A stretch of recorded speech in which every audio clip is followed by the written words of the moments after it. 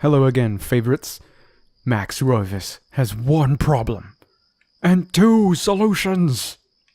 Yeah. Not bad, not bad. He's only shooting one at a time. But that's responsible. He only has 2 bullets right now. Welcome back to the Roivas family mansion. And to Max's personal hell. We've decided that we're gonna go guns out. I have enough ammunition that I think I can just about afford to kill anything in front of me. Now, let's see. I seem to remember. Yeah, that's only in the mansion later. Okay. When we are Alexandra. Okay, sure. Actually, one thing that I can point out, since we do now have the rune. Where I just passed it by, didn't I? Enchant item. You. Oh, Sorry, I'm getting ahead of myself. I thought I had the Zelatoth rune. Turns out, no, I don't. Okay, this is already going for a great start. Suddenly we are in sepia tones. Are we in the past? Are we in the future? What kind of...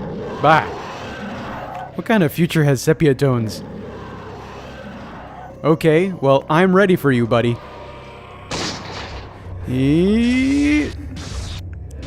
Oh, a little hitchy there. Oh, boy. I'm on it. Don't worry. Don't worry. I don't know if I hit him.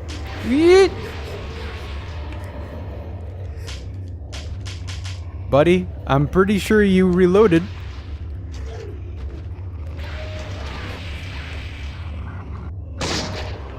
Oh, this is not working nearly as well as I thought it would. Okay. Let's get a little bit more personal with this. Monsieur, thank you. Yep. Okay. Fine. One more hit, probably. One more head. Does it even have a head, this one? There you go. Got it. The bullets loosened it up, kind of like a jar lid. Sure. Yes. I knew we were getting it soon. Now, that was a sanity effect. Does that mean I still have it? Yes. Very nice. I don't think it's necessary to go in and enchant anything with that yet. But hey, now that we have the Zelatoth rune, that means that we can counter just about anything that we find now. If I enchant any kind of weapon with the opposite color to whatever I'm fighting, then I'm going to be able to just wipe the floor with them. And I believe... No need to be in here. I'm not going to waste my time with those little suckers. But I think there's another picture that we can refer to over here. If Mr. Max isn't going to get a real out of shape. Alright, there it is, yeah. So green's good against blue, blue's good against red, red's good against green. And purple is just kind of ignored by everybody. Blah. Alright. What do we got available to us? We have reveal invisible. Let me check that. With this enchantment, the invisible is visible. Isn't that brilliant? Narakath and Red Gomorrah. Okay. Can I do you?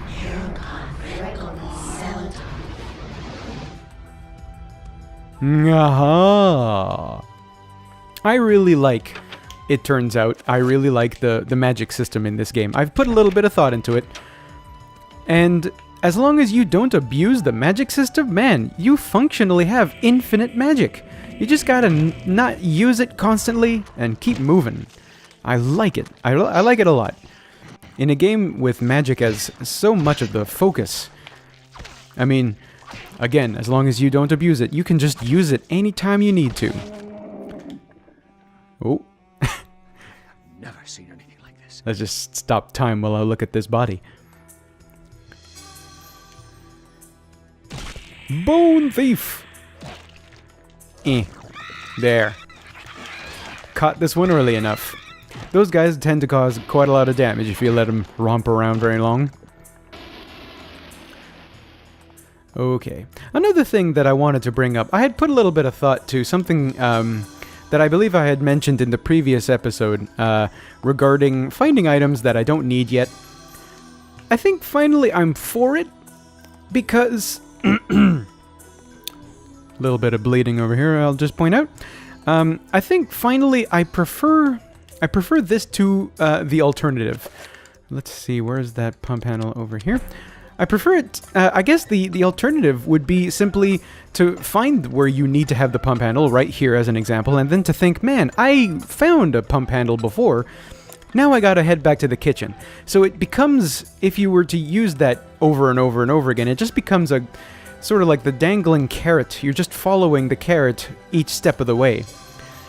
But to have the pump handle and to be able to use it anytime you need it, it feels a little bit more interactive, and I think like it gives the player the impression that they're the ones that are actually doing this. I think that I am much more for in terms of game design. But of course game design is it's kind of a fickle thing. It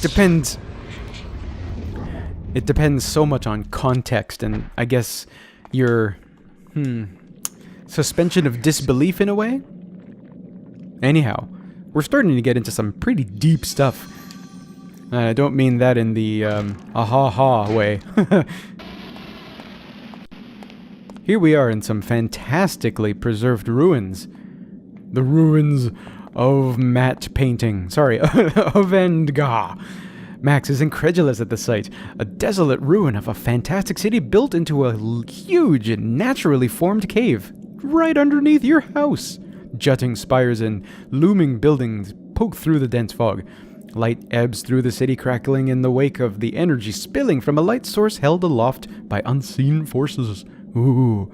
And if you even look in the center, there are actually some, like, energy sort of anime beams that are firing out from the center. It's kind of a nice touch. Not a very obvious one. You really gotta look in order to see it. But that is a very nice view. Man. And all of this is right underneath the house. I hope nobody has to dig to, install pipes or whatever, because they're totally gonna find that.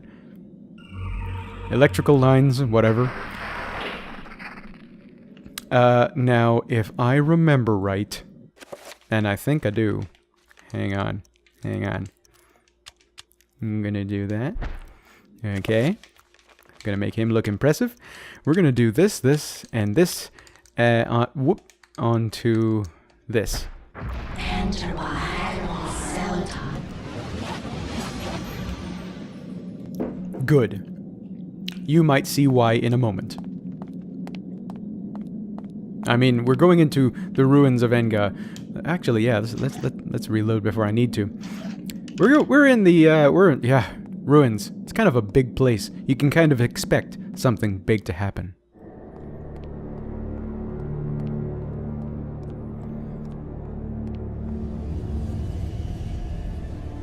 Ooh.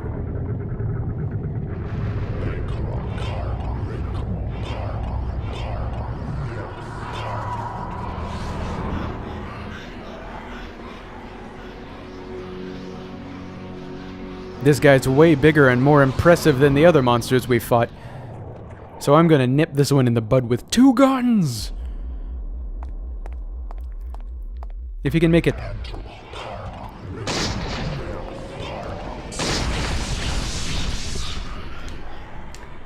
Reload!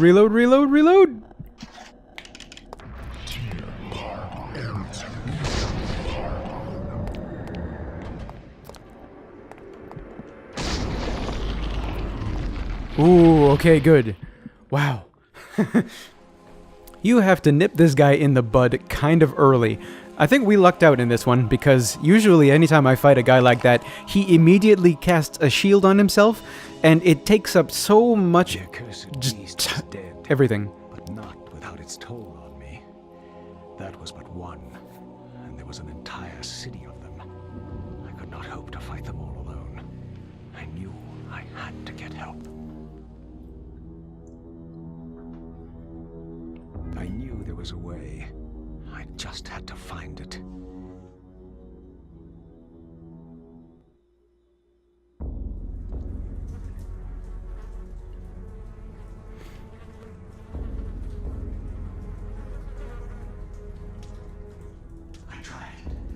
tried to tell them, but they wouldn't listen to me. Damn them. Damn their eyes. They didn't believe me. Strange creatures. The world in peril from unseen foes. The darkness. Instead, they jeered and threw me into this forsaken place. A place of empty souls and fevered thoughts, reeking of fetor and decay, thinking me mad with delirium. The fools cast away their hopes of salvation, but locking me in this damned asylum. May the rats eat your eyes! I am now lost to your cause! The darkness comes! It will damn us all! Man, that's powerful. I love it. And it brings up a very interesting question. If something really major were to happen, but nobody believed you, then what the fuck are you supposed to do? Here we have something quite immediate and dangerous as the eternal darkness. And the only people who seem to be capable of doing anything about it, well, they're the minority, aren't they? And if one guy came and told you there was something really fishy going on, I don't think I would believe him. Especially if he looked as crazy as Max Roivas. But this guy, from our position, from our third-party position, it was true. All of it. Anyhow, there's a little bit of a section that Max was in that we had not explored just yet. Mostly out of, let's be honest, laziness.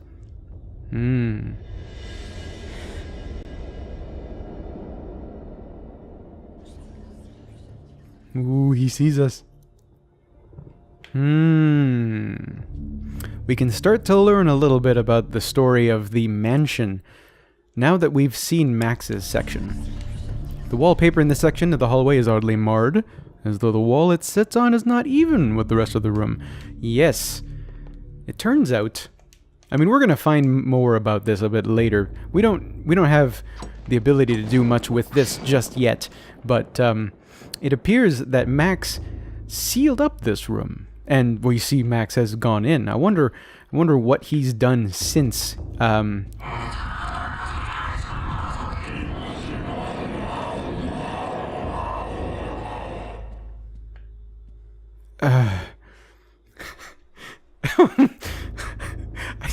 seriously don't remember this part. Was that just a sanity effect? Yeah, my sanity isn't that high. Oh, man. Whew. Stained glass depicts a glowing medieval maiden, luminous. Even in the faint light of the setting sun, the maiden clasps a piece of something. Parchment in her hands. The window gives Alex... parchment in her hands, huh? Glowing energy field protects the window. Oh. I don't have anything that I can really do with that yet. Anyhow, I do think there is something more along this direction over here that we can do.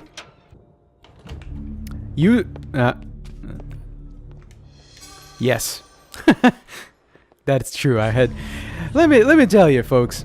If you're ever going to do a Let's Play, please save yourself a whole lot of time and save in multiple spots. Over and over and over and over. Also, keep a good eye on your footage. If for some reason your footage is missing, you're gonna have to go back and redo everything if you did not do step number 1, which was to save all over the damn place. I had to redo yesterday's episode after speed running all the way back. But we're fine now. One of the drawers in the dresser is curiously no keyhole. There's a place a triangle flanked by a magical symbol. Yes. Nga. Let's see. Reveal invisible, cast, and you.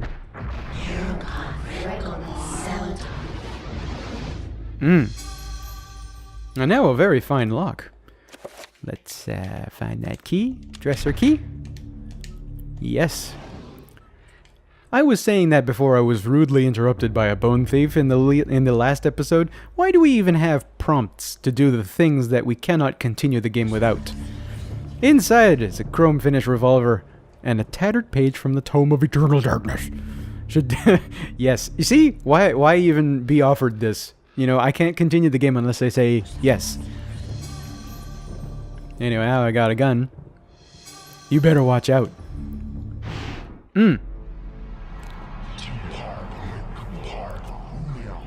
More personality.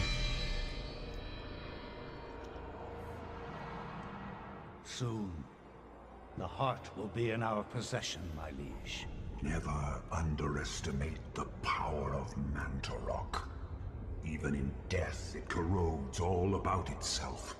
It is unguarded. The presence of the corpse god causes fear in all who come near it. It has torn entire villages asunder and made the region uninhabitable.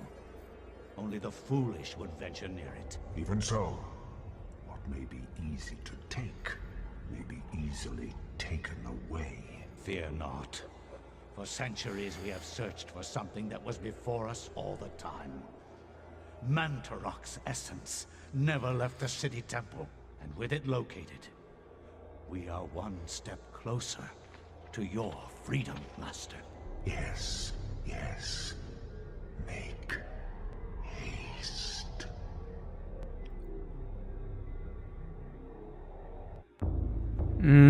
That's interesting.